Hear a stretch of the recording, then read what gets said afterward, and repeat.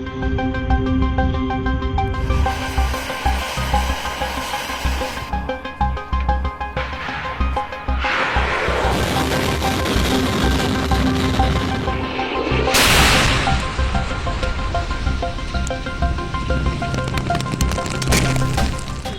और यूक्रेन के बीच युद्ध शुरू हुए 3 साल पूरे हो चुके हैं। इन 3 सालों में यूक्रेन के राष्ट्रपति जेलेंस्की अपनी ड्रेस की वजह से भी चर्चा में हैं। दरअसल वो सेना के अधिकारी कभी नहीं रहे, लेकिन उनकी ड्रेस में हमेशा फौज का रंग दिखाई देता है। खास बात यह है कि दुनिया उन्हें अरबपति मानती है, लेकिन जेलेंस्की को कभी किसी ने सूट पहनते हुए नहीं देखा। बीते शुक्रवार को अमेरिका के व्हाइट हाउस में उनकी अमेरिकी राष्ट्रपति डोनाल्ड ट्रंप के साथ प्रेस कॉन्फ्रेंस के दौरान बहस हो गई। इस दौरान एक पत्रकार ने उनसे उनकी वेशभूषा को लेकर सवाल किया कि वे हमेशा सैनिकों जैसी पोशाक क्यों पहनते हैं और सूट क्यों नहीं पहनते। इस पर जेलेंस्की ने जवाब दिया कि युद्ध खत्म होने के बाद वे सूट भी पहन लेंगे।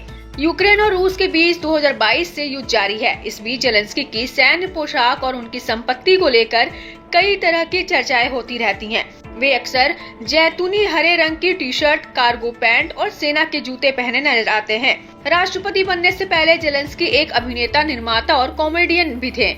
उनकी एक प्रोडक्शन कंपनी थी जिसका नाम क्वार्टल 95 स्टूडियो था। 2019 में राष्ट्रपति बनने के बाद उन्होंने इसमें अपनी हिस्सेदारी बेच दी। राजनीति में आने से पहले उन्होंने अपने अभिनय और कॉमेडी के जरिए अच्छी खासी संपत्ति बनाई थी। फोर्ब्स की रिपोर्ट के अनुसार जेलेंस्की की कुल संपत्ति करीब $30 मिलियन है। उनके पास कीव में कई अपार्टमेंट्स भी हैं, जिनकी कीमत लगभग $4 मिलियन बताई जाती है। उनकी प्रोडक्शन कंपनी से उनकी नेटवर्थ में $11 मिलियन की बढ़ोतरी हुई थी। इसके अलावा उनके पास कुछ निवेश और बैंक जमा भी है। कुछ रिपोर्टों में दावा किया गया था कि जेलेंस्की के पास 5 याट और 3 निजी जेट है और उन्होंने मेटा व टेस्ला जैसी कंपनियों में निवेश किया है। हालांकि इन संपत्तियों के बारे में पूरी जानकारी उपलब्ध नहीं है। रूस यूक्रेन युद्ध के कारण यूक्रेनी अर्थव्यवस्था को भारी नुकसान पहुंचा है। 2022 में रूस के हमले के बाद कई अमीर लोग प्रभावित हुए। फोर्ब्स की रिपोर्ट के अनुसार युद्ध के दौरान यूक्रेन में केवल 7 अरबपति बचे, लेकिन जेलेंस्की उनमें शामिल नहीं थे। ट्रंप और जेलेंस्की के बीच हुई बहस के बाद माहौल गर्म हो गया है। विशेषज्ञों का मानना है कि जेलेंस्की को इस विवाद को शांति से सुलझाना होगा या फिर अमेरिका के बिना किसी तरह से काम चलाना होगा। खबरें आ रही हैं कि ट्रंप प्रशासन यूक्रेन को दी जाने वाली सैन्य सहायता को रोक सकता है।